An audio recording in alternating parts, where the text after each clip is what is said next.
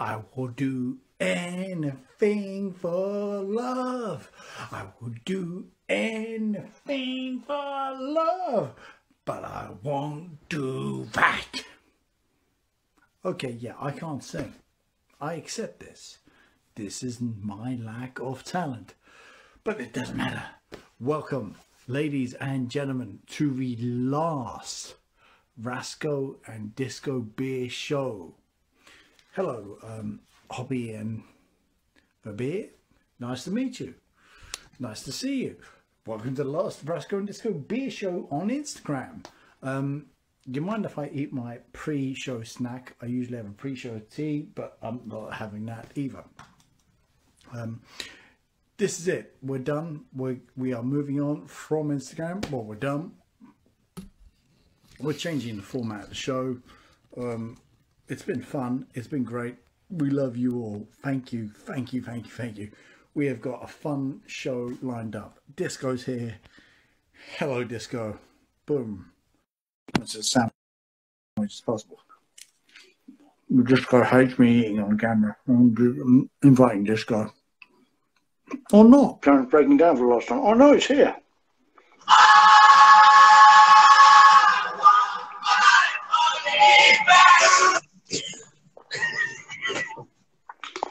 Yes! Before I put that in. Yes! Thank you. Thank you. Thank you. I'm just turning my TV on so I can keep track of the time. That's how I track the time of the show.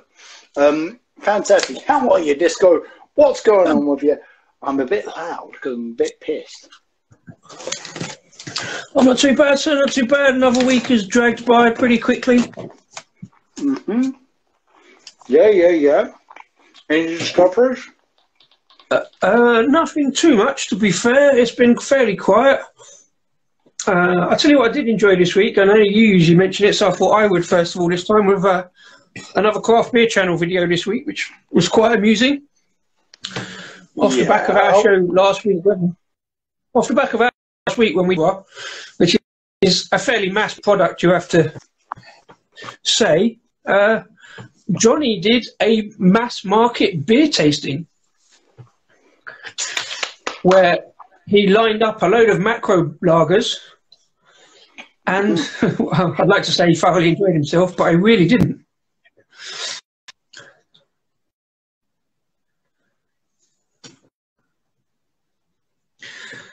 It's not go. This is what going. Here we are again. Here we are. Yeah, Jack Brooker. Much respect to you, brother. Thank you for giving us thumbs up. Stay in touch. Stay in touch. I want to debate this with you. Yeah. No, Johnny. I was going to say about this later, but fuck it. We're going to do it now. Quickly. Get it off the table so we can talk about Meatloaf. Okay. Well, I felt Johnny was too kind. And I felt at the end of the video, he regretted how kind he is. He justifies it of what the fuck's happened. You know, sometimes at the start of the show when you knock the camera over and it all... I've done that once, you've done that. Anyway, carry.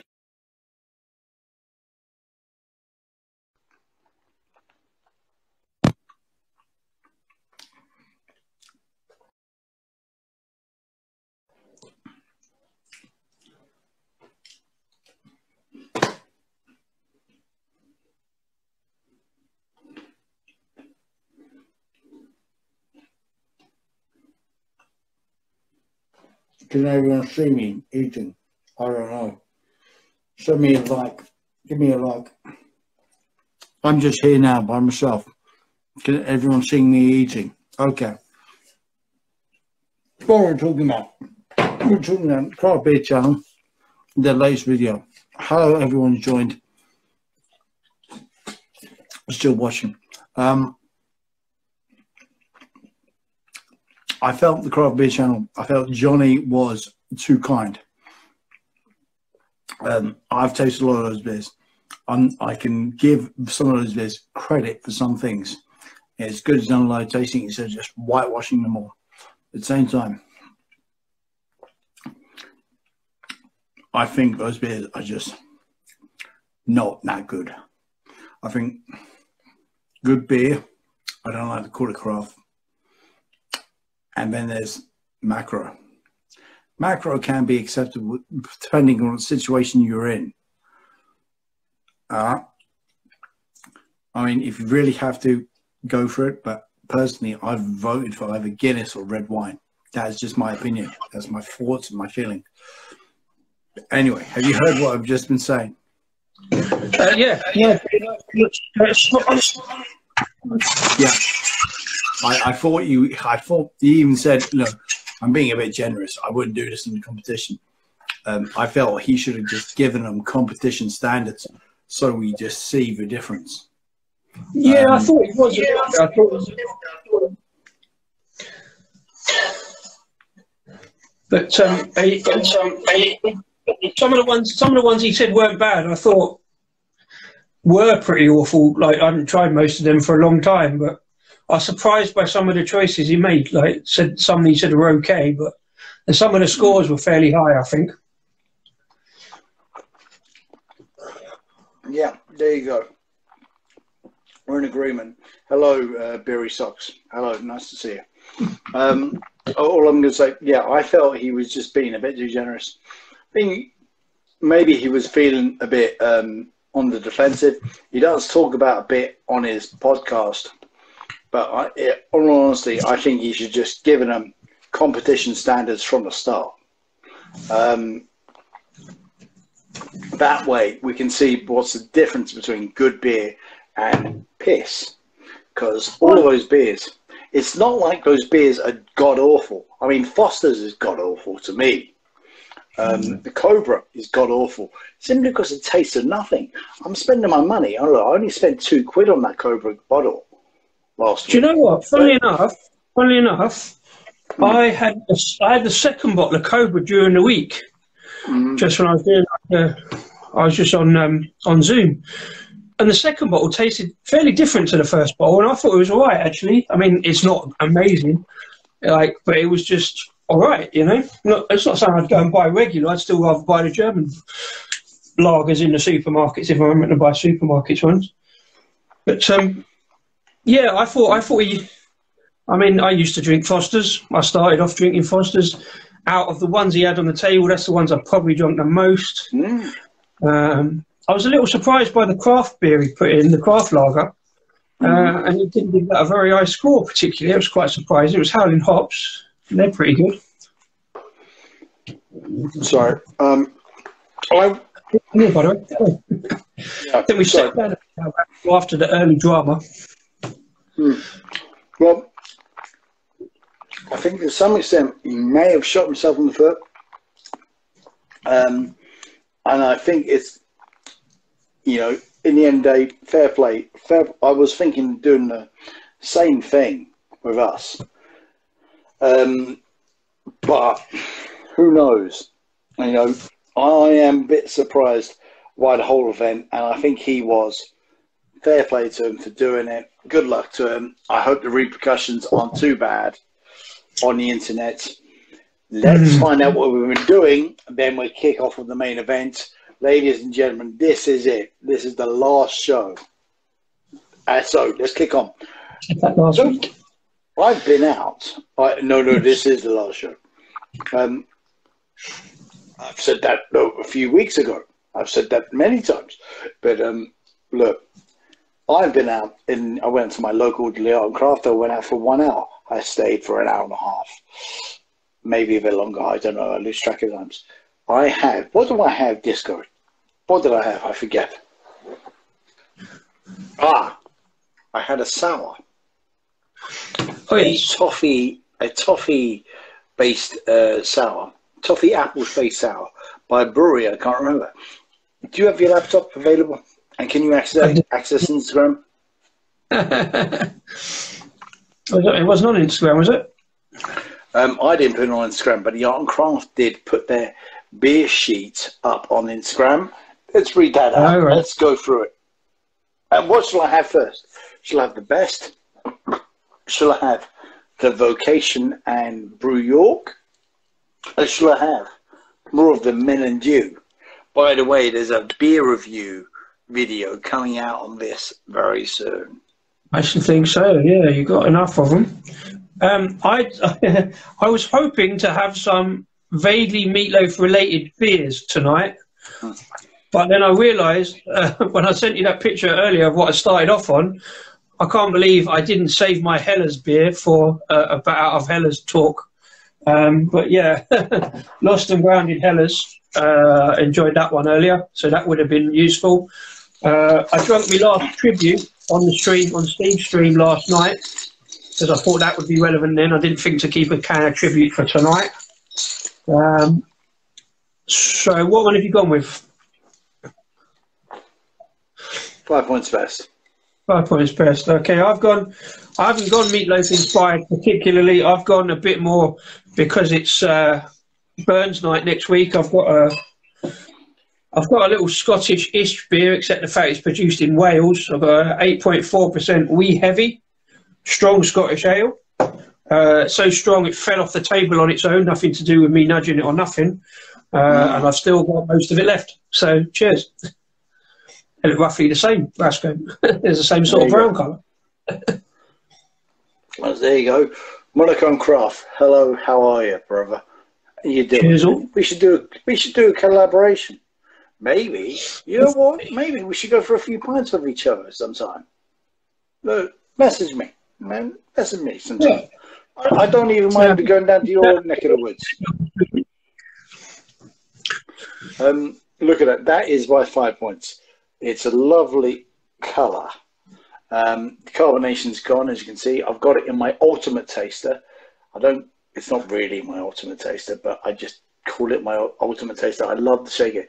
I like a glass when you're tasting, which you can shake something to get something out of it.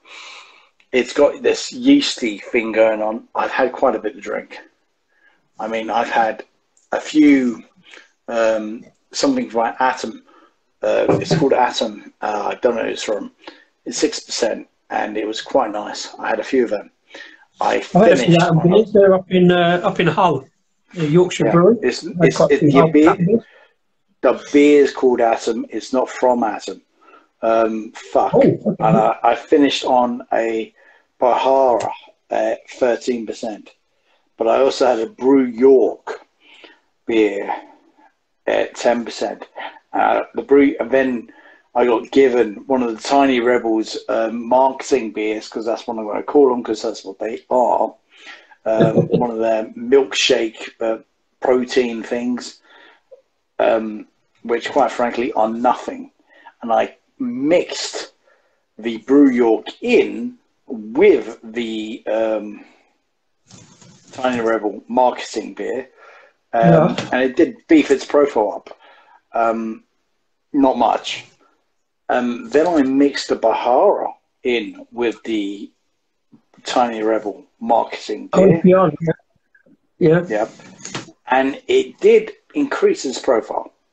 If this year is going to be anything for me, it's going to be about two things. It's going to be about discovering mild, and it's going to be about mixing, making cocktail beers. That's what this year is going to be for me. The next thing I'm going to say, I'm going to simply say this. Brew York, right, beer does not travel well. So I'll give them that. Brew York, you don't wow on me. You really don't.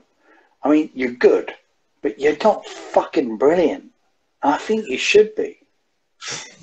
So just let me know. Hello, so we got a big comment here. Yeah, so, yeah, carry on, sorry. So, our Iberia review, I am now on the Pepsi Max, had the Iron Brew Sour and the Rhubarb Custard Sour from Vault City earlier, and has made me feel a tad sick. Well, I'm sorry to hear that. Oh, hang on, that's I've just realised that's Luke, isn't it? Yeah, yes, because if you've got the same icon as you've got on YouTube, that's Luke.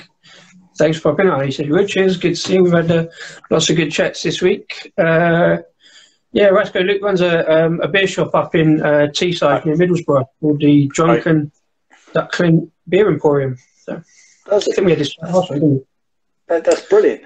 And I believe he was on the stream last night with correct. Mark and Crumbly. I was about to join, but then I realised the time, and I realised I wasn't going to get a word in edgeways with Phil on the show. No, you weren't.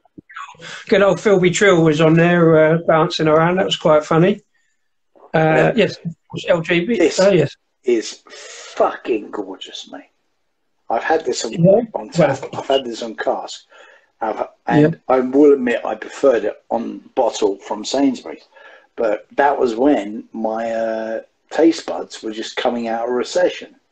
Yeah. You know, when the lockdowns were ending. Yeah.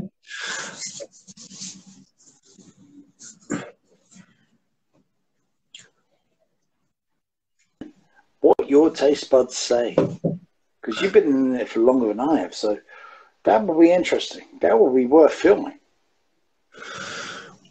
Indeed, indeed. This one's rather nice. It's quite light as we heavies go. It's got that kind of nice kind of toffee flavour, kind of not too much on like raisins or sultanas, but nice and smooth, nice and sweet. There's a question: is that why you're feeling sick? Because there's like too much sugar in the Vault Cities, even though they're sour. It's like too much like iron brew kind of taste. I was tempted by that, but again, it was a bit of like what you call marketing beers, Rasco Iron Brew and a sour. I had the one from London from Exhale, and it was all right, but I'd rather just have a can of Iron Brew, to be honest. That one you were saying about Rasco, Atom, in the Art and Craft, is from Atom. It's, okay. That was the sour, wasn't it? The brand. No. The sour was from someone else. The Atom was a stout. Oh no, sorry, yeah. Brandy Snap Stout. Yes. It's called Trapped in Amber. It is from Atom. Yeah.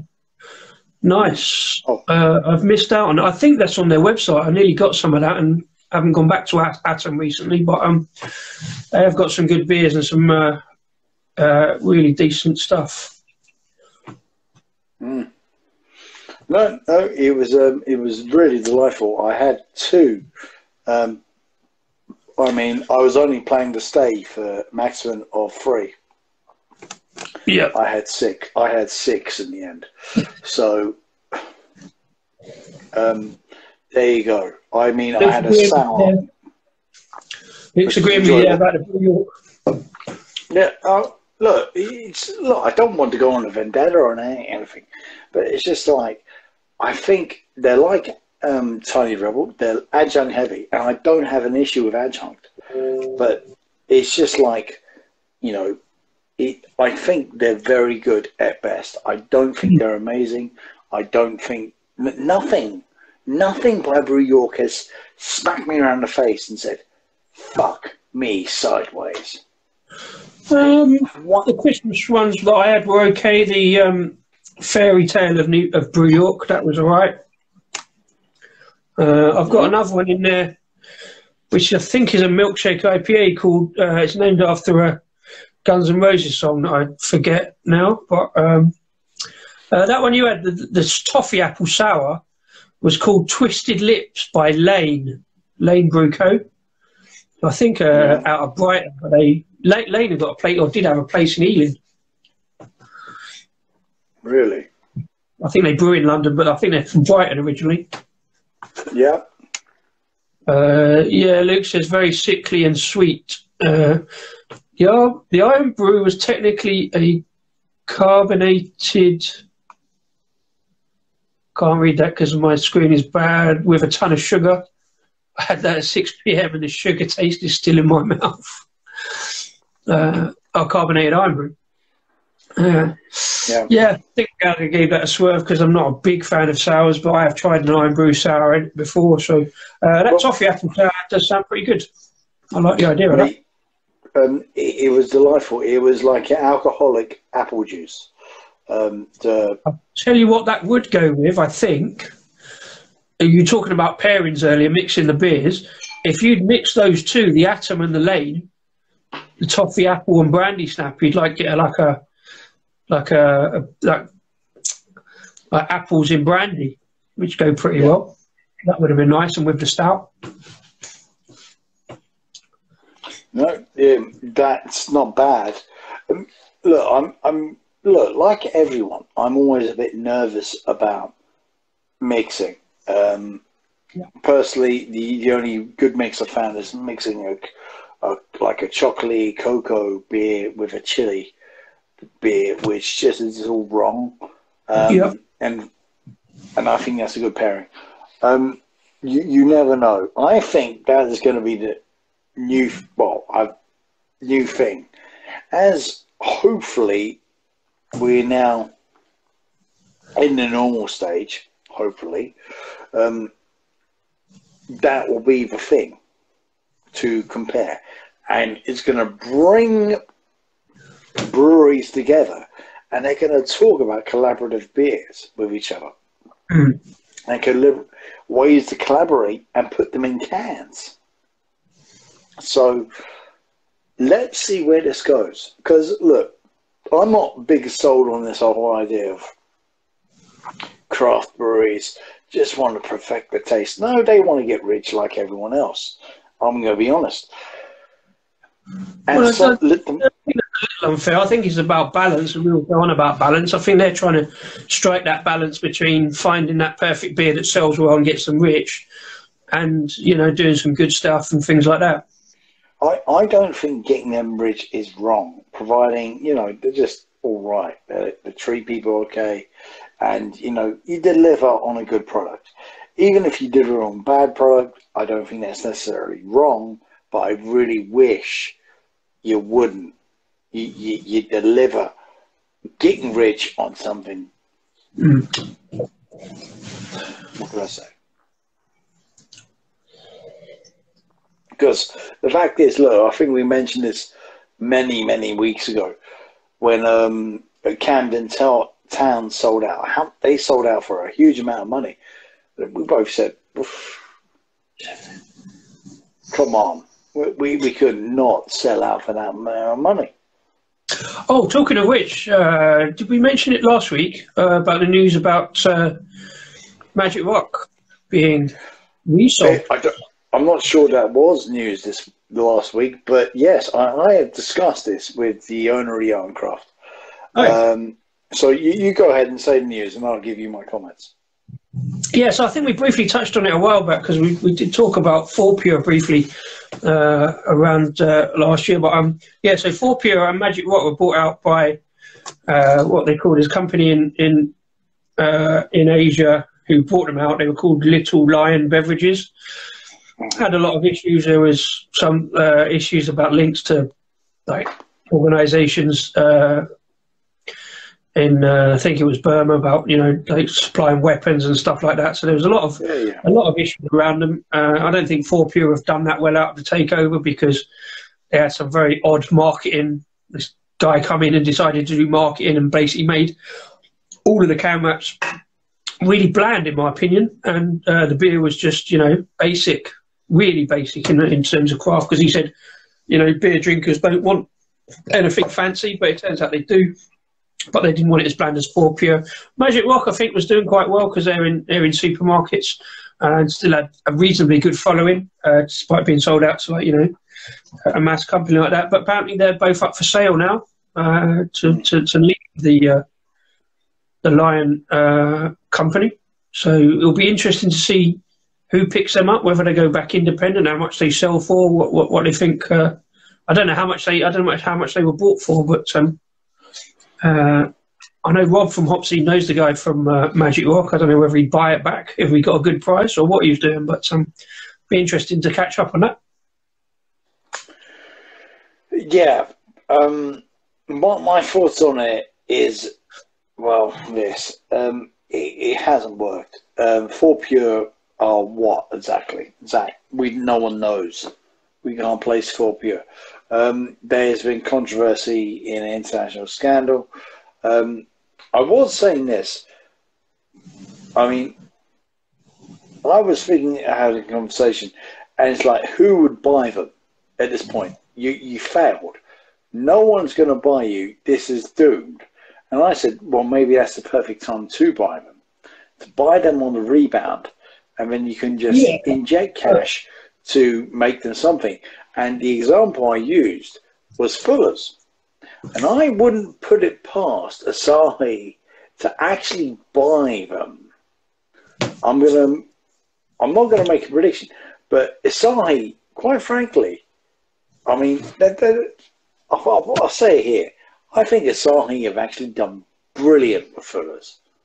I think the stuff with Fuller's, I've got in a basket, an internet basket, they're 10% stout.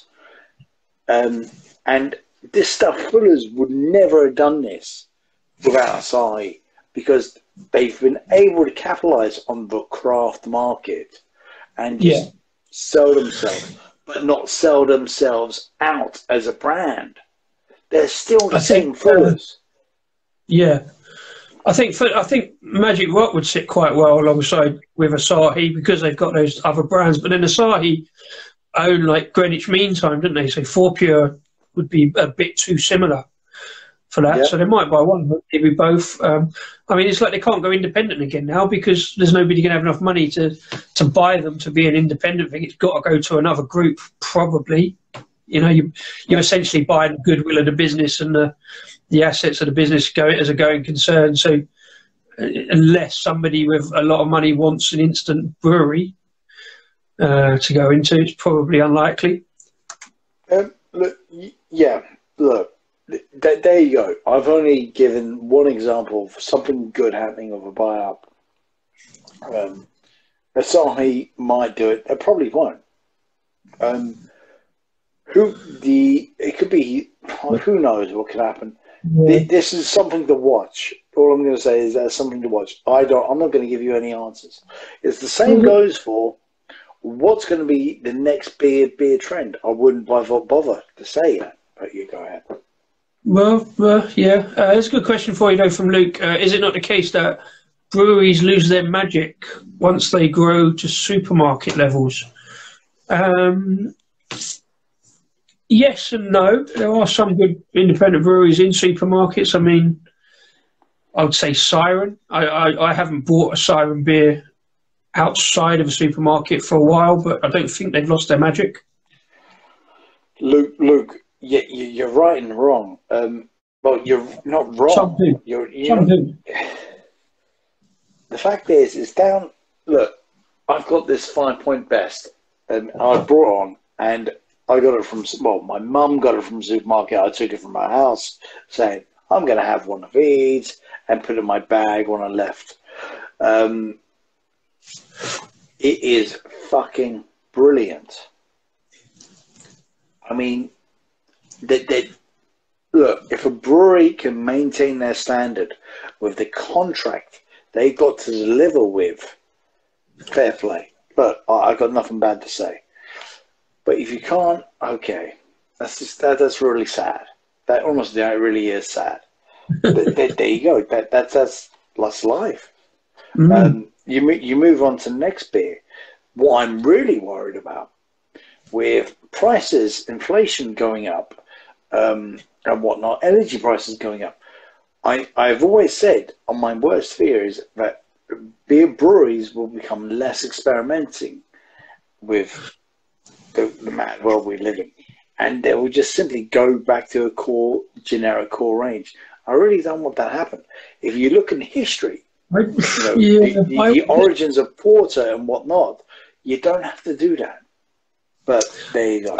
I disagree. I don't think they necessarily will. Some will. I mean, look at Four Pure. Four Pure certainly goes in with that band you say about being less experimental because they've cut costs, including wanting to put too many adjuncts in and stuff like that, as well as marketing. So yeah, there is a certain amount of truth to that.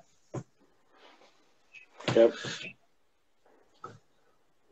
There is. I mean,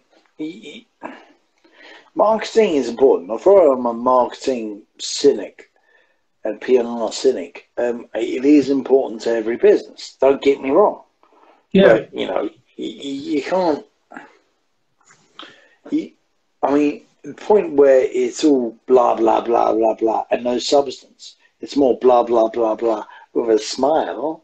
Hey, I'm your friend. Yeah, I'm your friend. You're going to like my beer, aren't you? Yeah. Yeah, you're going to like my beer? Do you like my beer? Yeah, you like my beer? Yeah, you're great.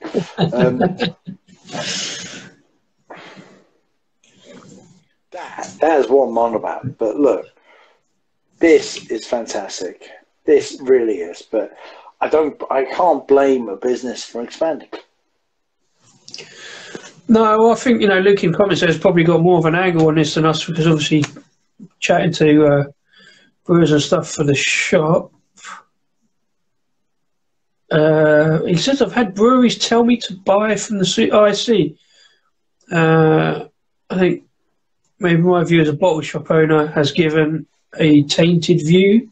Supermarkets offering 89p a can, yet the same direct from a brewery is 167. I've had breweries tell me to buy from supermarkets. Black Sheep bottles for me to buy in Aldi is 149 and 238 from them. Yeah, I mean, I think I guess the one that stood out for me, Luke, when I was looking at the website was Northern Monk's Faith, which you have got on your website. But that is, I don't know, it's sort of like, for me, if I'm buying from a supermarket, it is fairly rare, but I tend to buy, the beers I buy from a supermarket aren't generally ones that I review. There is like one or two behind me, as we said last night, but on the whole, I just buy from supermarket cheap stuff I just want to drink during the week. So I'm, again, a slightly tainted view of that, because I'm coming at it from beers I want to talk about. So I've never actually had Northern Monk's Faith. That's why I picked it up. And it's a pale ale, and it's probably going to be okay. And I've had a couple of pale ales this week, but it's probably not something I generally buy to talk about that much, unless, you know, there's some relevance in the name, or, you know, I like a good pun and stuff like that, as you know. So, yeah, I because I sit between the two camps as both a consumer and kind of one foot in the beer industry from beer reviewing and looking around and spending far too much on social media, time on social media, seeing what's available. I sort of sit in two halves. So I will generally buy independent where I can, and generally buy direct from breweries where I can, depending on what's available and how much money I've got at a time. One of the things I was going to do, and I wish I'd done it, I wish I'd pulled the trigger this week, I was actually going to buy from Weirdbeard. I've got an order sitting in the basket from Weirdbeard down here in London, and I wish I'd done it, because they got a really good deal on some near the date Hellers. So that would have been brilliant for today's theme. And it was something like a crate for 15 quid. So it was under 2 quid. There's a load of other bottles for 2 quid. And I'm like, I'm trying to make up an order, but I don't want to just do an order of cut price beer. I want to put some real ones on as well. They've got a beer called Bat Out of Hell, which I've got the T-shirt for, as you know. They haven't got that on at the moment, but they've got a sour version of this called Brett Out of Hell. And I should have got them in this week for those two reasons. I could have drunk them on the show. It would have been brilliant with the Meatloaf connection. I did also want to show, I kind of want to show that it is possible to get, you know, under supermarket prices. All right, you're looking at near dated stuff, because there's a lot of discounted stuff. And again, obviously your bottle shops and your breweries aren't making on that so much. There was a place you said to me about, you know, selling discounted beer. It's like, well, they pretty much made their money on the rest of it. So if they've got a crate left over as well, they can chuck it out for 2 quid a bottle or can or whatever, and it's not too bad profit wise. They've already sort of made on it, but again, getting it delivered, and there's delivery costs and stuff like that. So I wish I'd done that now this week, being with the Meatloaf related theme. Would have been good. It would have been good, but hey, we can't predict the future. Yeah. If we could, we'd all do it on lorry tickets and we'd be as powerful as James Watson, Martin Dickey. I won £3.40 on the lottery this week, so I'm not going to get a lot of beer for that cut price, or no. No, you are not. I've stopped playing. I stopped playing over 2 years ago. But, That's my only hope. Here's another question for you, Rasco. What are your thoughts on supermarkets selling draft on tap? I've not actually seen any. I know I've heard about it. I think is it Asda doing it?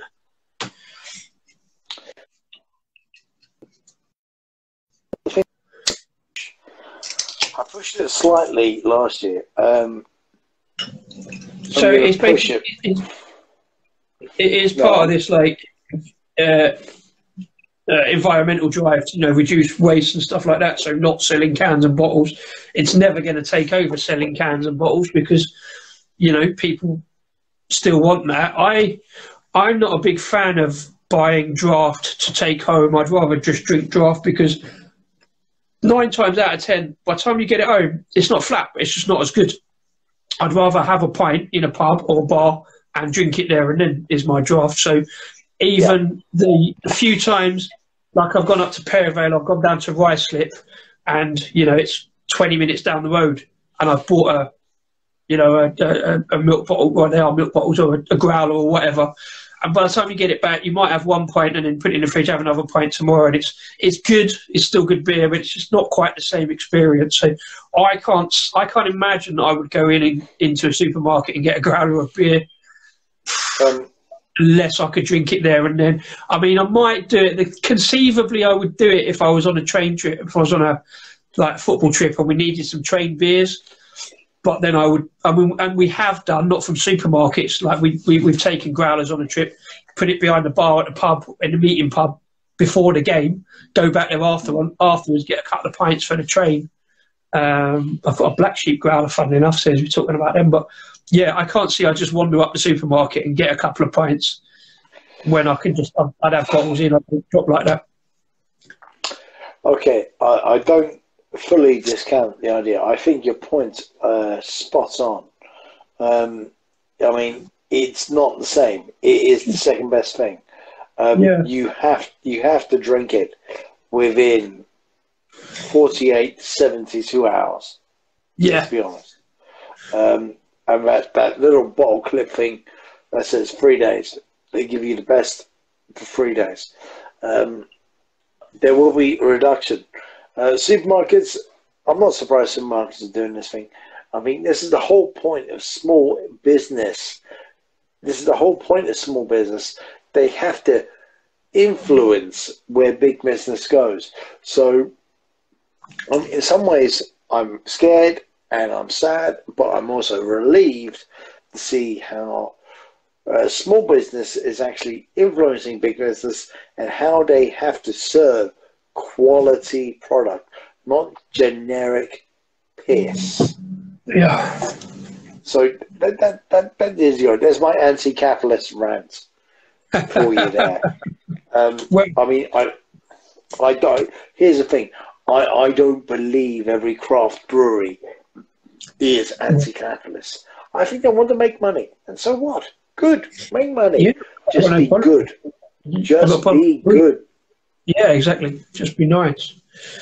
On a slightly unrelated note, and another side of the beer industry, I suppose, is like the beer subscription companies. I'm sticking with the Scottish theme. I've got this one on the go. Fierce Beer up in Scotland. Thing they do with Beer 52. I didn't buy this. I was given a load of unwanted Beer 52 cans, which I was grateful to receive. Best beer, as I say, is free beer. So Peanut Riot, a peanut porter. You asked a question earlier about trends. I think porter, certainly for me, I'm seeing a lot of good porters about at the moment. I think that might be the big thing this year. Obviously, I got some in from Lords the other day, the Bandon Car, the porter. I had one during the week, 8-grain porter from a small brewery down in Dorset called the Brew Shack. That was really nice, like proper smooth and like bourbon biscuits and a little bit of chocolate going on. This is much the same with the addition of a bit of peanut. Nice, flavoursome balance. I mean, I like the sweet stuff, which is generally, what I'm getting from a stout anyway. So that's really nice. Fierce was another one. I kind of went off a little bit. It was one of the first breweries I was looking at in their web shop in the lockdown. And it wasn't the price so much. The price was reasonable. It's just the fact there was so much stuff I wanted to drink. I couldn't put an order together because it was ending up being 70, 80 quid. And I just couldn't really justify it. So I ended up not going. And they annoyed me a little bit last year because they got into supermarkets as well as getting in bed with Beer 52. But they were banging stuff out in Lidl. But they were doing it in Lidl in Scotland, which, fair enough. But Lidl was a national thing. Why not get it down to all of Lidl? But there were certain beers you could only buy in Lidl. And then I'm sure the prices of the beers in Lidl on their website, they were more. You couldn't buy them for the same price off the website. That's one thing that does annoy me about breweries that go into supermarkets. If you're going to do that, you've made your money, take the hit and put the same beer at the same price on your website, so it's a loss leader. So that's what it is in the supermarket. I think Siren are less guilty of that. I've seen some price differences in Siren's beers on their website to the supermarkets. But Fierce annoyed me a little bit. There was like an extra quid or so on some of their beers. But again, there are too many good beers on there. I didn't buy them, but I do like a bit of Fierce. Eventually, I will eventually get round to them, hopefully. I think you've got a better comprehension on the subject than myself, if I'm honest. It is, it is, I don't want to say deeply controversial, but it is a tad controversial. Look, man. Yes, hello? Hello. Signal. Hey, yes. Chief. The thing about supermarket beers, I mean, I don't mind it. I like it. But at the same time, I'm always searching for the indie thing. It's just how me. I'm a bit romantic about the idea. And if I buy something from the romantic, hidden away place in the alleyway you didn't see, I mean, I like that. I'm not going to confess. But, at the same time, if I can go to the supermarket and get good quality, I will. I mean, I have. I mean, this 5 points is from my mum's local Sainsbury's in South Iceland. I'm not going to kid. It's fucking brilliant. I love it. It's a great incentive to go visit my mum. I hadn't noticed that one. I haven't been down there in a while. I do wander down there occasionally and see what they've got, but it's probably the closest now. Yeah. Well, apart from Aldi, I suppose, but yeah. There you go. But we'll see. So, okay, we've rambled on about beer a bit. Let's do the main thing. Okay, but first, Rasco, I have a question for you. Oh, no, I'm not answering. Come here. You don't have to. Come here. I've got a question for you. Okay. On a hot summer night, would you offer your throat to the wolf with the red roses? Yes, I would. I was hoping you could hear that, yeah. What song is that the opening line to? I don't know. I could have said it for you. You took the words right out of my mouth. Yes, I would. Well, you could have done. Yeah, so I thought that'd be a great segue into a little Meatloaf discussion. No, do it. Look, I'm going to be honest with you, mate. I remember many years ago. Yeah. When we truly became friends in a hut somewhere. Yeah. You would be in your car and whatnot. You'd be playing Meatloaf. I'm not a massive Meatloaf fan, but I really respect what he's done, and I regret not being a massive Meatloaf fan. Okay. Because he's so operatic, and over the past, literally, I swear, over the past 6 months, I've got into lyrics. Where I just used to listen to music, and lyrics would be in the background. Meatloaf is something fucking special when it comes to lyrics. I mean, I looked him up. He had a gospel background. I'm not really surprised by that. I mean, yeah. Well, he was in a band. He had a band from the age of about 16, 17. Obviously, they never got anywhere. I saw a great thing on YouTube, an interview he did. I think it was last year, actually, like last September. And he told this great story about he was in a band. They were doing okay, you know, playing small gigs or whatever. And he had a friend who told him about a job going, and it was in a car park. Funny enough, if Mark is listening, it was like in a car park, like parking cars to a theatre. And his mate told him you could make like $200 a day in tips. So he walked up to this car park, and there was a guy in the car park who was like something like the musical director for the theatre. And apparently he's taken a look at Meatloaf and gone, "You look like you can sing." Yeah, Meatloaf is a big guy. Looks like he can belt out a tune. And Meatloaf said, "Yes, I can actually." And he says, "Come in. I'll get you an audition to be in the show. We need a guy like you." Right? Put him on stage. Meatloaf sang a song or whatever. The bloke's gone, "Yeah, brilliant, fantastic.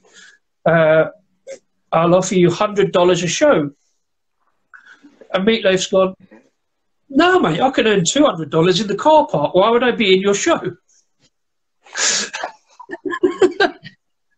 It's just been off. Like, he was like, "Oh, you know, I'm some fairly big production or whatever." Like, so in the end, I think went to Nashville or somewhere.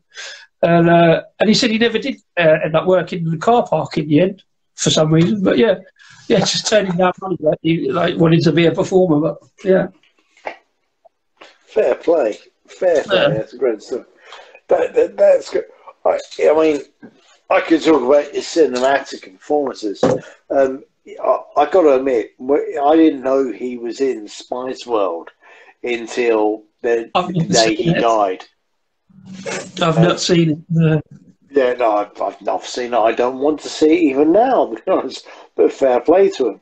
I don't think I've seen. I must have seen his performance in the film The Rocky Horror Picture Show, but I don't remember it. I don't remember the film at all. I mean, I've got stories about that. My mum pushed me to see the Rocky Horror Show, and I didn't want to. And Richard O'Brien was in it on the performance. Yeah. And I saw clips of the Rocky Horror Show. I thought that was cool. I said, "That's a show I wanted to take you to." And yeah, okay. It's kind of a sad point with me. Richard O'Brien was in it. And yeah. I've still not fully seen the cinematic version for that reason. Yeah. But in Fight Club, I think he played amazing role. I mean, Fight Club 20 years ago, everyone's up the revolution. That's new conception, new ideas. Fight Club was all about breaking conception, and yeah, I think it was brilliant. I'm just going to keep walking. I will take a pee, and when I'm peeing, you will not hear me. But you can hear me. Make sure you turn the thing off. Well, in that case, what we're going to do, because hopefully Luke is still in, and he's going to take these microphones off. Okay, I'm going to do this 5 seconds name challenge. We did it before, but I'm going to do it musically. So let's see if this works. Luke, if you're in, bug it in the comments. What's this song?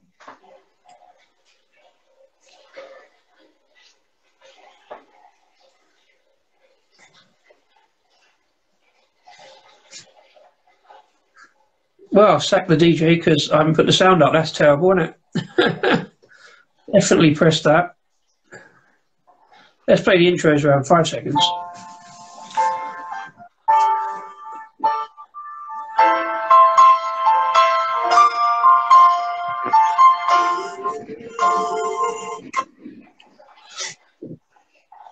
That was the first 10 seconds. It's not a very, well, it's a reasonably well-known one, but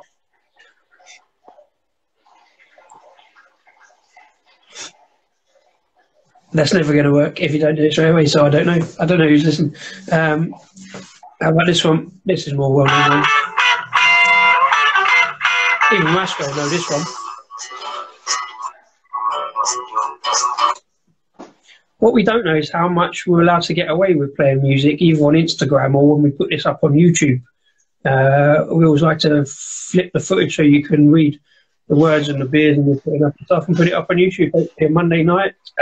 Luke's straight in there. He's got Dashboard Light. I think the other one was too quiet. Yeah, Paradise by Dashboard Light. That is actually the first song of Meatloaf I remember seeing back in the early 90s on cable TV when it first came out. I think it was listening to, it wasn't MTV, it was something called The Box, I think. And I remember seeing the video to Paradise by the Dashboard Light and thinking, this is unbelievable. This is just insane the way it keeps changing, the key changes, and just sort of like you can sing along to it, shout it at the top of your voice. That was the first song. I thought that's how I got into Meatloaf, is that song there. Fantastic. That is a great story. If you could hear me peeing, well, lucky you.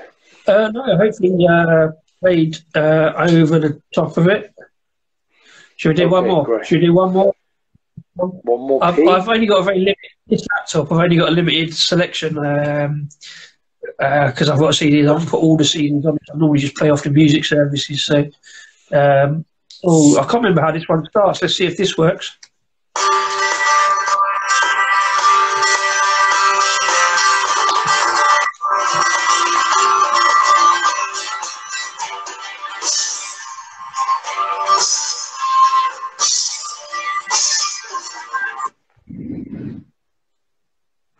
Good morning from down under. Stout Beer Reviews. Good morning, good evening. Hello. Thanks for dropping in. Yeah, good to see you in the comments. Welcome. Yeah. So, I'm not sure how well you heard that one. That one was a bit less well known. That one possibly. Yeah. It was about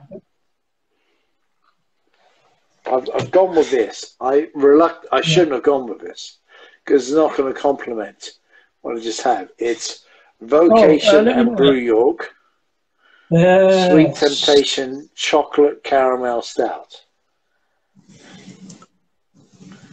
Fair play. Luke says it sounds a bit like Testify.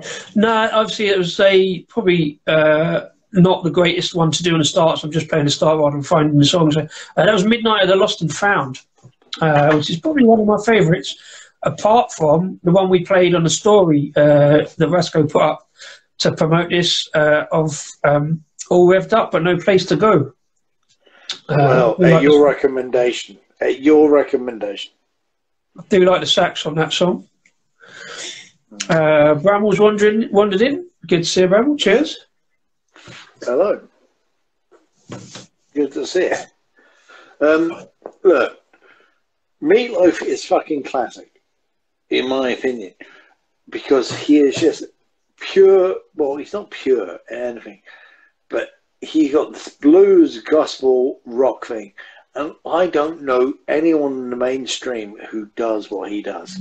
There is perhaps people in other streams who don't do it, but I think the mainstream industry is going to be at a loss because he is now gone.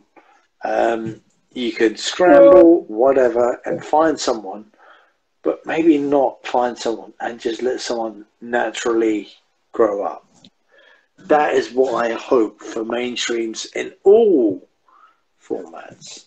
Anyway. Well, I think he was mainstream, but he was sort of the uncool end of mainstream, and like obviously it took him a long time in the 70s to sort of get into that mainstream kind of chart kind of era, I think. And even when I first found it in the 90s, when he was sort of had, I guess, a bit of a revival, it was sort of, it was kind of at the wrong time. And then he brought out Battle 2 out, which I thought was a stunning album, by the way. It was probably one of the last albums I bought for a while because all of the songs on it were good. There was a lot of good stuff on there, but it wasn't cool. It wasn't like well known. He got a lot of flack for I Would Do Anything for Love because nobody really understood the song. the single version was different to the album version. The album version explained what it was he would do for love. And I know Luke will know that song and know what I'm talking about. When I first found it in the early 90s, I thought it was brilliant. I love guitar and drums. I love a bit of rock, love a bit of rock and roll. But the 90s was a funny time because there was a whole load of other music genres developing. So and getting into the main, so he wasn't cool in any way. I don't think it was a bit cheesy, slightly cheesy rock, slightly. He was sort of living off the Bat Out of Hell thing, which really fitted in the 70s. But in the 90s, Bat Out of Hell 2, the album. I mean, there is a song Bat Out of Hell 2, but it was an instrumental. But he didn't. He wasn't in any way cool by it, but he didn't care. He just enjoyed it. But he put on such a good show. I went to see him a couple of times. I wish I'd seen him more. But the entire show was just a pantomime. And he played into that because in one of his music videos, I mean, he was touching on a theatre show where he puts a mask on. I mean, he really was a great performer and actor. Phantom of the Opera. He was. I've got a lot of respect for rock singers who can do the operatic. Freddie Mercury and Tredge. Tredge from System of a Down. He could be doing a fucking lot more himself. The range as well. The range of different themes and singing styles and notes. It was, and it would, like I say, songs would chop and change, and to get a lot of the ways, like Luke says there, some of his favourites were Out of the Frying Pan. A song called Out of the Frying Pan Into the Fire. That's off Bat Out of Hell 2 album. That probably I can't remember if that was ever a single. Objects may appear closer than they are. And that's one of the reasons I think he never really got that well. Oh, bless you. It's one of the reasons I think he never really got into the mainstream, because he had ridiculously long song titles, and that just didn't fit on the chart shows, or you couldn't put it in place. You couldn't fit it in. Dead Ringer for Love, as Mark says there. It's just Lost Boys and Golden Girls, Rock and Roll Dreams Come Through. And they've all got these great individual lyrics in them that could be songs in themselves. And I think that's why he's got that cult following. He's sold a shed load of single albums, so he hasn't done too badly off it. I don't feel that bad, but that's why I just enjoy I don't really like musicals. I'm not a big fan of like West End shows that have that big band number, big musical numbers, and a lot of singing and dancing. I'm not really into it. I've seen a few. Obviously, I went to see like Bohemian Rhapsody, but I always feel they're kind of shoehorning songs in almost for the sake of it. There's no real need for it. But I did enjoy the Bat Out of Hell one because of the tunes, because of the songs. I mean, I feel what you're saying about musicals. I've over the past decade become less of a skeptic. Excuse me. I'm just not going to sneeze. I have had my experience in musicals. I know what I like from musical, and I know what I don't like. What I like is to be caught in the motion of rhythm of the song. And I mean, why wouldn't you sing in times of peril or love or joy or tragedy? I mean, if a musical does that, then fine. If it doesn't, it's just fucking shit. It's just stop singing. Stop. Why are you singing, you fucking ponce? Seriously, why are you fucking singing, you ponce? Sorry to be so harsh, but yeah, that's the way I feel. Meatloaf really did capture the operatics of it. I'm surprised he didn't do a theatre show, if I'm all honesty. In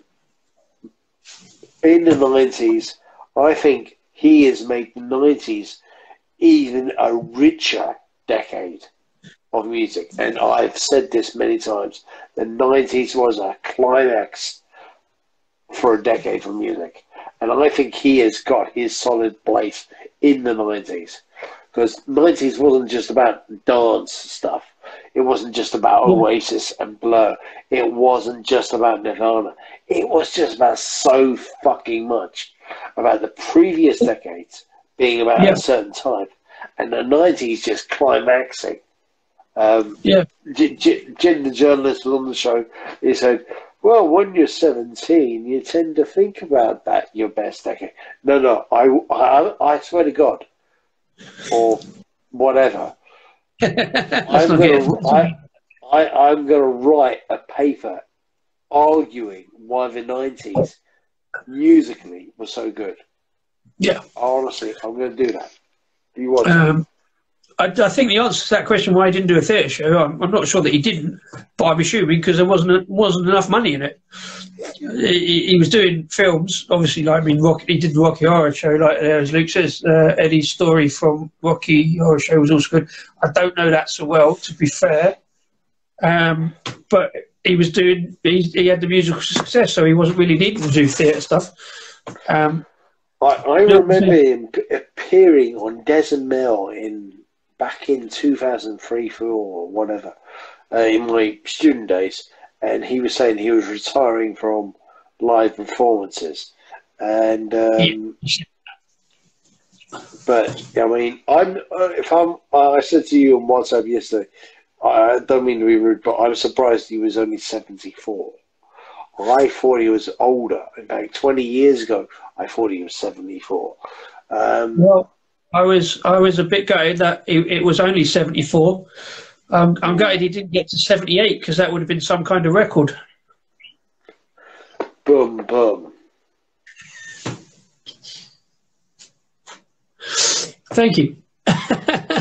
No, but you're right. I would have struggled to guess his age, to be fair. I think I knew he was roughly in his 70s, I suppose. I would have guessed within 10. But he... I don't know, like I say, the interview I saw of him last year on an American chat show, Huckabee, I think it was. I don't know, but he sung a song as well, but he had to be sitting down to sing the song. And he sung a song that probably wasn't that well known, but he still put a lot of effort into it. Do you know what I mean? Around with 73 then, he put the effort into it, he give it means. But the other thing about him, of course, he was surrounded by other excellent musicians. It wasn't just Meatloaf. Meatloaf was almost a band name. You know, he had Todd Rundgren on guitar, who was a performing artist himself, and often actually played in support of Meatloaf.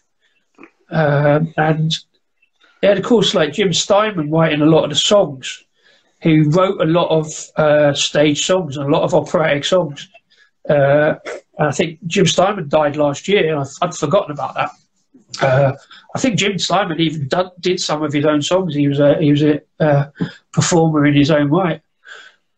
But he had a great team around him, but he was still the president. He was the stage presence of the team. Do you know what I mean? It was like he was like the head of the gang.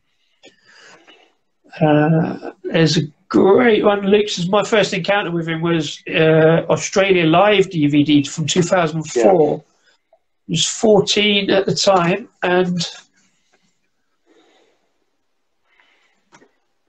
in my house it was rebellious. I tell you what to do, rock and roll.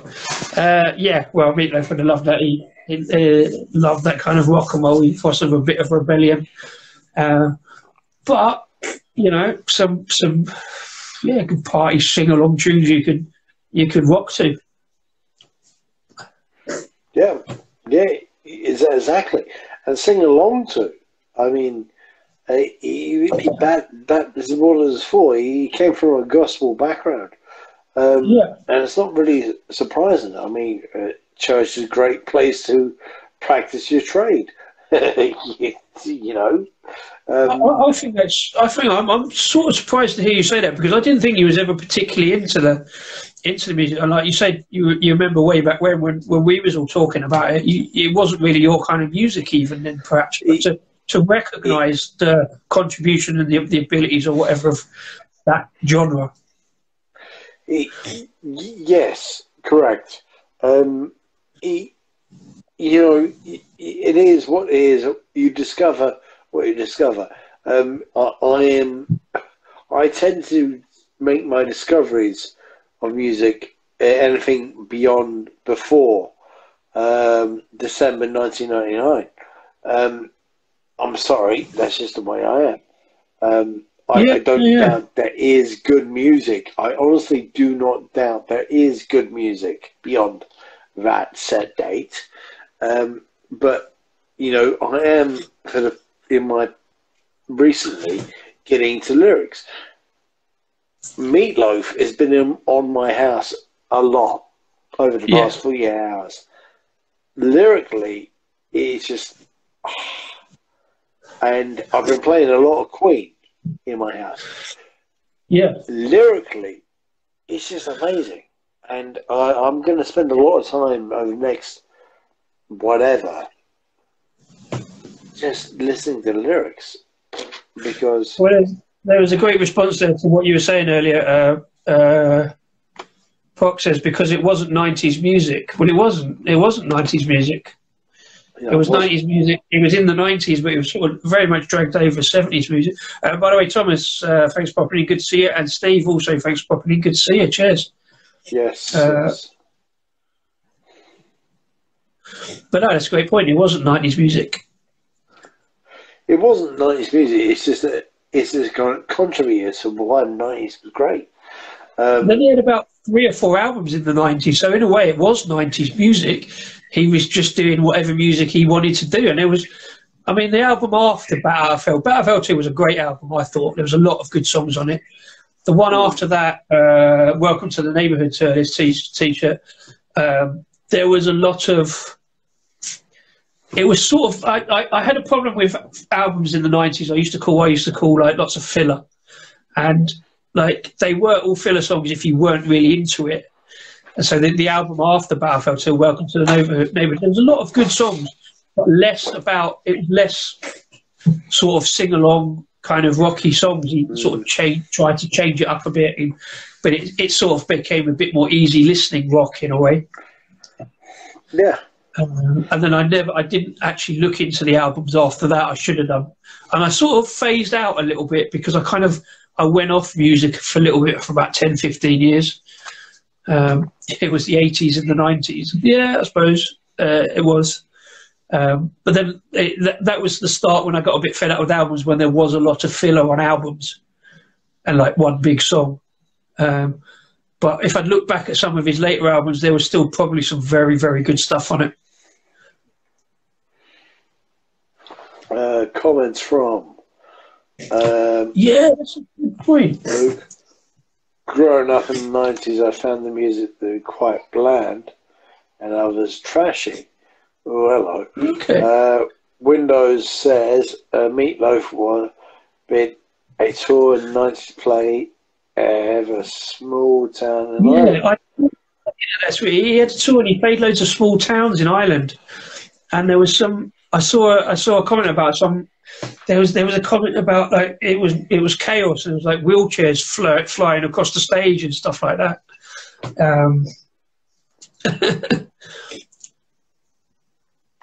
So it must. They were really big, like arena tours and stadium gigs. So I only know 2 or 3 times, but to play a lot of small. He also played fairly like smaller places over here. There's like a story of him playing in like Hartlepool or somewhere. Yeah. Emotively, I'm more in touch with him. I knew I'd read Hartlepool. Sorry, Rasco. Luke had just come out with a great fact. I was about to say that, and I knew that's why I had Hartlepool in my head. Meatloaf was a Hartlepool United fan. I knew that. Yeah. That's a great story. Do you know why he's a Hartlepool fan, Rasco? He did I did know. I don't know anymore. So he was on, because he was doing all the tour and he was doing all the media stuff, and probably slightly randomly, because he was obviously big, he was invited on Soccer AM right? Yeah. So I'm guessing he knew.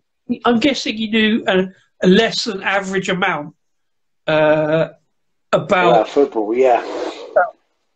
about football, yeah. But I saw an interview with him about it, and he said basically because he decided to look into it a little bit. He did a bit of research, so he looked down the list. 1 sec. And he said, I'll be back. Keep talking.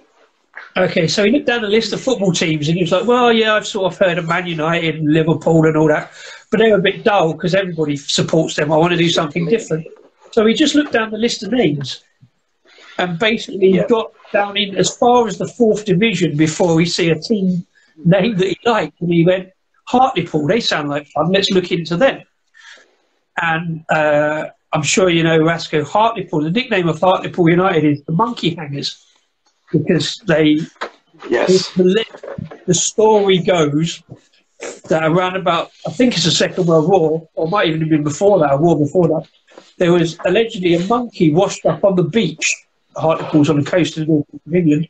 I realise I'm teaching your grandmother in sarcasm here, Luke, because you know all about this. But yeah, a monkey washed up on the beach, and supposedly the locals thought it was a French spy, so treated it as treason and hung it. So the people from Hartlepool are called the Monkey Hangers. And Meatloaf thought this was a fantastic story, so he went on Soccer AM and declared he was a Hartlepool United fan. Delightful. I mean, you could be anyone, but delightful randomness. Thomas says.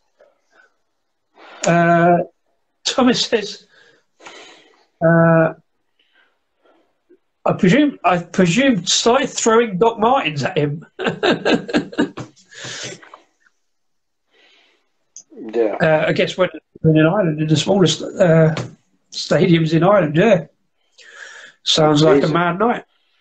Okay, man, but that's just it. Look, Meatloaf, there was look. I don't like a bit metal one could be a carnage. But there is genuine carnage, and then there is stage acting carnage. Meatloaf, to me, I mean, he put on a show, but it came from an emotive core of an emotional place which you could relate to. And so to me, it was a genuine stage show.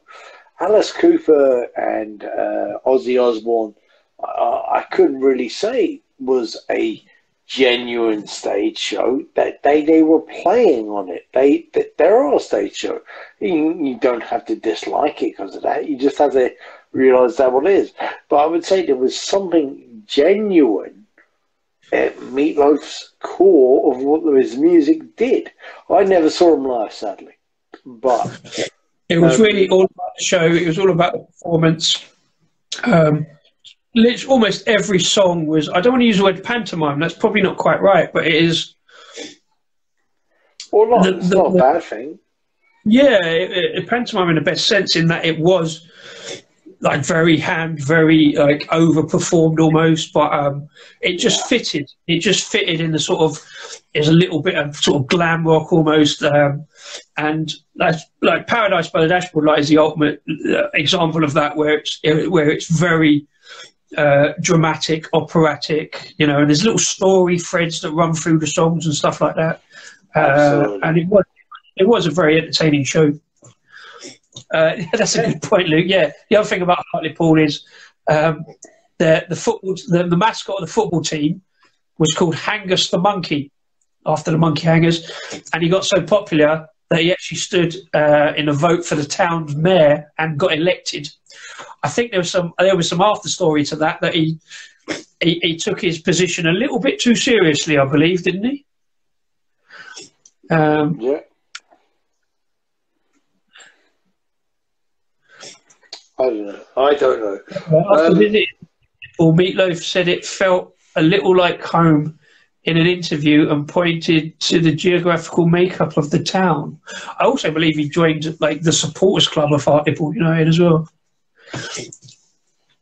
Fair play. Well, there you go. If I can talk just a bit about this beer. I mean, I want to talk more about Meatloaf. It's by vocation. And by Brew York. It's called Sweet Temptation Chocolate Caramel Stout. If I'm honest, it's good. Yeah. I was expecting more from Vocation, and all I've got is a Brew York beer of very good. I mean, I'd say it's got everything. I think I had a couple of cans last year. I think there's a review up on our Instagram page of it, and it is smooth and sweet, very drinkable. For me, I don't think it didn't last very long because it was one I could just, it was just smooth and sweet and really nice. Bit like this, really. This is smooth and sweet, little bit of peanut. Really enjoyed this one. Yeah.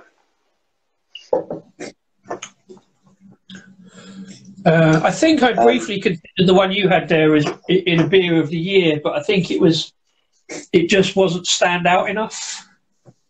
You know what I mean? Yeah. It was good, but it wasn't like stand out. It was just very, very pleasant sweetness, the toffee notes. A bit like a Mars bar, maybe? Would you say that? Was that fair? A bit like a Mars bar? A lame Mars bar. I mean, this is good. This is very, very good. But I just wanted more. When I see Vocation and Brew York on it, I want something life-changing, and all I've got is very good. Luke said the same. It was just he had a few in the shop and said it was okay. So sometimes okay is okay. I suppose it's one. If I saw it, I probably wouldn't get it again at a good price. But I mean, I mean, that's the thing. It's all around brand names. Let's be honest. Let's be totally honest. It's just brand names. You see Brew York and Vocation, you think, fuck me, you got to get that. And I was like that. I only went in there. I didn't even go into my Fresh Fields to buy beer. But I went by that direction, and I wish I hadn't. And have you had that one, Vasco? Luke says Vocation's Honeycomb Stout is good. Where is it? There it is. Oh, I've got two up there. I'll put them both up. Have you seen that one? I think that one's in Sainsbury's, I believe, if I'm right. Yeah. Looks like a crunchy bar. Tastes like a crunchy bar.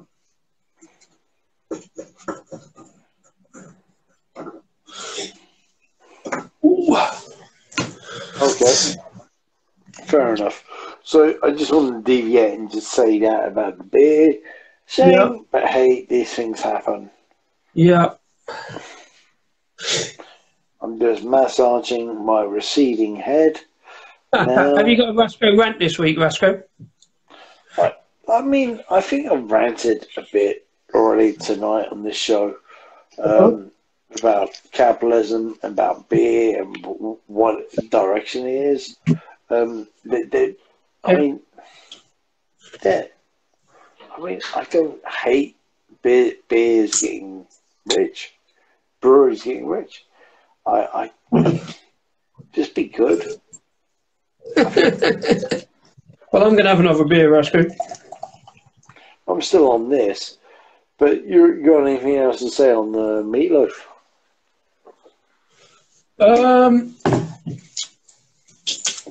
We got 11 minutes. Yeah, I have. I'm going to drink the meatiest beer I can find in my stash because I haven't got enough Meatloaf-related beer in the stash. What do you think the meatiest related beer I could have? And you know what's in my stash, roughly. No, I don't. I should have drunk lemon. I don't know lemon-related beers. I should have. Gin and bear it from.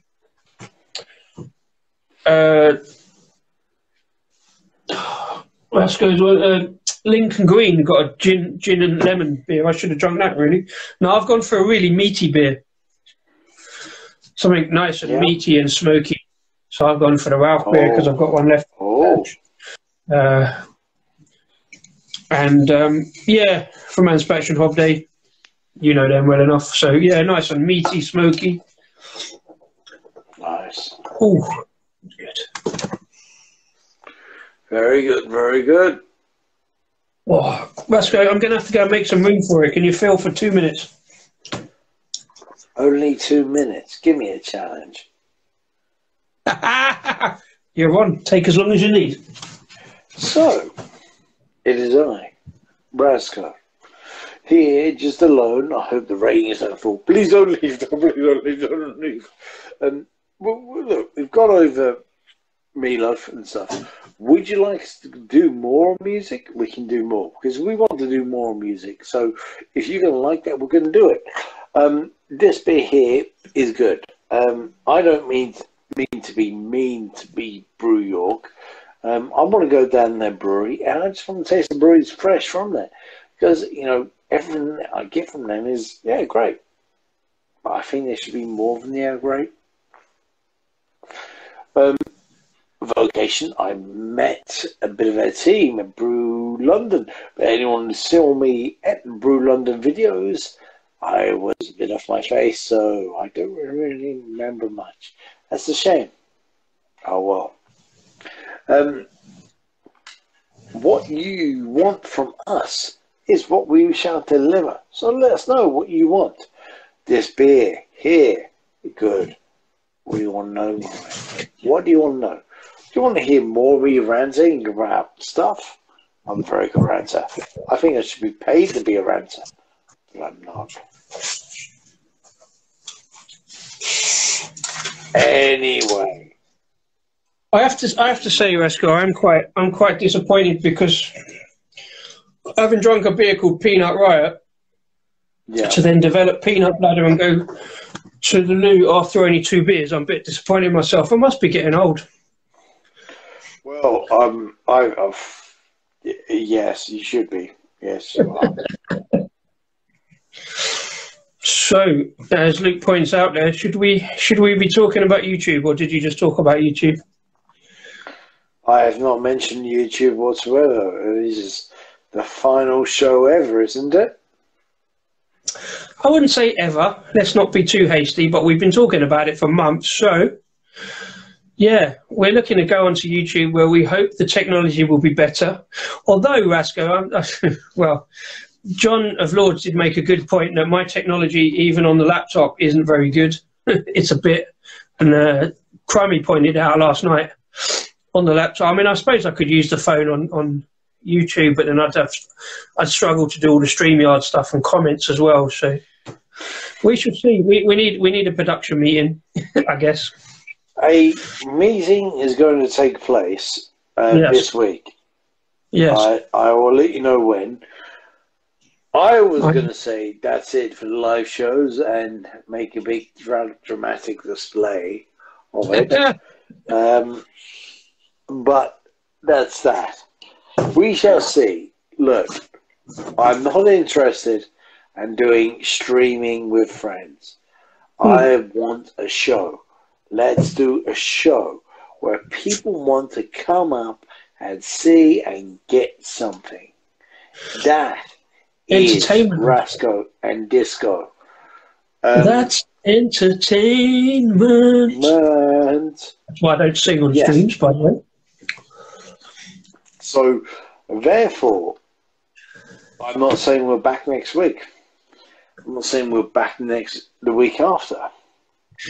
I'm not ruling us back at any time. I don't know when we'll be back. There needs to be about a bit of balance again, Rasco. We could maybe do, a bit here, a bit there, as Luke points out there in the comment. YouTube is a bit more interactive because you can put the comments on screen. Will we get more viewers? This is what we've been discussing, Luke, because off the back of the last couple of videos, we have got an increase in subscribers. We're up to 82 now, I think it is. And if you're one of those subscribers and you're watching on YouTube, if I put this up, thank you very much indeed. Luke says he's got subscribers, he haven't put a video out yet. That is the way YouTube works. But then, I don't know, like we've always said about Instagram, because we started on it almost by accident. We just gave it a go and stayed.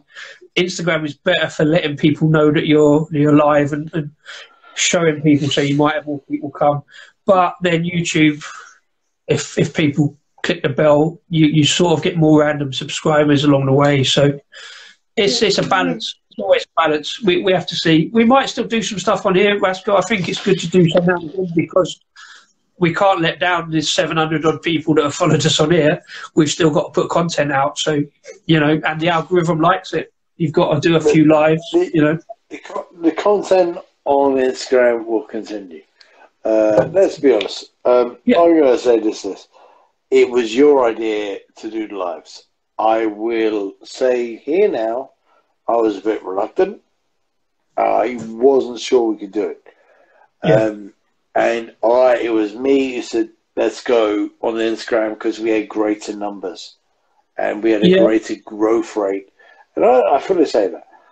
Well, with hindsight, I think, you know what, I think we should just gone on YouTube and just done it. But at the time, it was in the middle of the lockdowns. Who knows? We did have less followers on YouTube. We had less followers on YouTube then than we do now. So we don't have great followers on YouTube now. Let's be honest. Well, all our followers on YouTube are wonderful, Rasko. They're all great, but we don't have great numbers. But we had more followers on YouTube, so we are on Instagram. So we came to Instagram first. Yeah. We followed the mass market, Rasko. How terrible is that? I tell you the other thing. I don't have any problem with anyone selling out because if you give me several million quid, I'm sorry, bye bye. I'm following it. Yeah, I'm not going to lie. The other thing, of course, Rasko, is like coming to Instagram as we did, and we've now been doing this for 70 odd episodes. This episode is episode 77. 77. So if next week we go to YouTube, that'll be 78. And if we make it to YouTube next week, that would be some kind of record. Boom. I used that joke twice now, but it's bloody good. I like it. It's fun. Yes, boom. So next week, episode 78 on YouTube. We shall see. We'll have a production meeting, and we shall see. That's all I'm going to say about that. That's right. It is kind of good to get the videos together with the the live streams, because I don't know, it's probably easier to promote the videos, and we're slow. We don't do that many videos, and I've got a few out recently, and they've done reasonably well. And thank you to everybody for that, by the way. And I've got a few more in production, and we've got to keep up that we've got to put the content there as well. So we shall see. Let's just give it a go. Hey, here's a note. Next time, we should take a note out of the Craft Beer channel. Whenever they release a video, they talk about it within the first few minutes. Your videos, one of your videos, you mentioned this last week, connected with Scott and Wonder, it's got over 200 views. It has. Well, even the other one because John shared it, the one about Lordsbury, and he shared it, and it got up to 135, just behind, and the Scots video is up to 214 now. So massive thanks to everybody for that. Yeah, and something else we forgot to mention. It was very good to see on Instagram and on YouTube. John, Paul, and Creative Juices on YouTube and Instagram. I met Creative Juices briefly at Brew London. I mentioned about the whole Mad Yank thing, and you mentioned it on Instagram. I mentioned it on YouTube. Look, Mad Yank's a brewery you got to check out. Watch out, Mad Yank. Mad Yank. Go check them out. Google them right now. We've lost touch a little bit with them. It's good to hear that they're doing a collab with Creative Juices. I was referring to John and Paul the other day. We've got to see what they develop in this year and where they go, whether they finally open up the tap room. I've not heard any more about the tap room, but it's all about drink local. Bramwell's in, and he's drinking a West Coast IPA. I presume that's one he's brewed himself. Bitter end. Shit. Have we missed a load of comments from Paul? No. Hang on, we've missed a load of comments. Yeah, no, it's Luke saying hello to Bramble. Bramble telling us about his West Coast IPA. Sounds good. I'm thinking of going to BeerX in March. Well, John has been talking about BeerX being in Liverpool. I don't think I'll get there, to be fair. I'm not. But yes, we are thinking about it. Are we not, Rasco? We're thinking about everything. Anything yet? Beer festivals. Let's be honest. The only beer festival on my mind is GBBF. Yeah. I mean, everything else is a bonus. But all I am thinking about is GBBF. That, I mean, I will happily go to any beer festival and love it. But that, I mean, that has got to happen this year. Yeah. That's great, Bramble. Bramble did a video on YouTube and he got 1,000 views, and it was just a simple video of the Pilsner in the fermentation fridge. Yeah, no, that's the funny thing about YouTube. There's lots of random ones like that, but people will watch just random stuff like that, and that's one of the great things as well. I don't know how the algorithm puts it in front of people, but it's great when it does. And also, sometimes simple is best, less is more, is what I mean by random stuff. Like, look at John. John had like a ridiculous amount of views just for his rubber duck going round and round in the whirlpool in the jacuzzi on holiday. Yeah, there you go. There you go. Have you got any more to say about your musical hero? I think that's all my Meatloaf anecdotes. I think. Very well. In that case, I will simply say, it has been lovely, it has been fun, but it is time to say goodbye. We are departing now. And now, okay, where shall we be? It's not the end. It's always the beginning. The beginning of what? I do not know. Would you like me to know? Or would that take away the fun? We are Rasco and Disco. Go on. You've been interrupting my little monologue, so go on. So, yeah. Luke says we should do a weekly podcast. Well, we're talking about podcasts. Could work. I like to say this is like a video podcast, but Rasco won't have it. It is kind of a podcast style show in video format. A lot of people put video up on YouTube of their podcasts. So who knows? I have some words to play us out, Rasco. Again, let's see if this works. Shall we? Shall I interrupt you? Shall I interrupt your monologue as you interrupted mine several times? I've been quite good tonight, to be fair. I haven't interrupted you a lot. I think I was agreeing with you. I just did one, so I'll interrupt you in my choice and time, if you don't mind.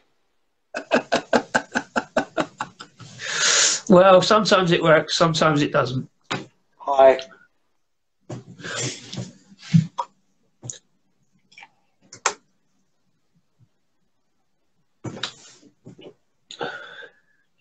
Have you started? Oh, are you actually agreeing with me? Are you? You're saying yes? No, go for it. Hey, go for it. Of course you. Hang on. We've got some comments. I think. Hang on. I'm getting a mention. Rasco is the rebel. That is why. Just play music, Disco. Oh, hang on. A weekly, yeah. Rasco is the rebel. That is why. Yes, I agree. Why? Just play music, Disco. You know, yeah. Well, whatever. I'm just going to interrupt you whenever, because I worked months on that monologue. I didn't, but I worked months. I didn't. On that monologue, so just go ahead. Don't worry, Rasco. I will go and look at it back when I'm editing this and splicing it into 4 to put up onto YouTube. So Don't you dare! I want full creative control. No, I will. I'm just saying I will listen to it then. That's when I'll go back and listen to it after the event. Let's say thank you to everybody tonight for joining. Mass thanks to Luke for the comments and the Meatloaf love as well. Thanks to everybody who hopefully watches on YouTube if I get it up on Monday. But I don't know, maybe, I don't know, let's see if these last words from the man himself are relevant.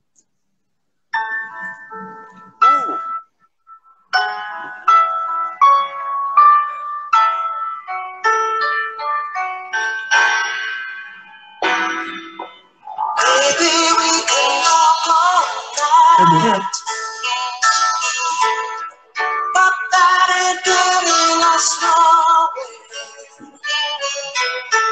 I told you everything I possibly can. There's nothing left inside of me. Now, Luke, that's the 15 seconds. That's that. Just notice, time for a brew podcast. Ooh. Hey, cheers, my man. Runs a fantastic Twitter event.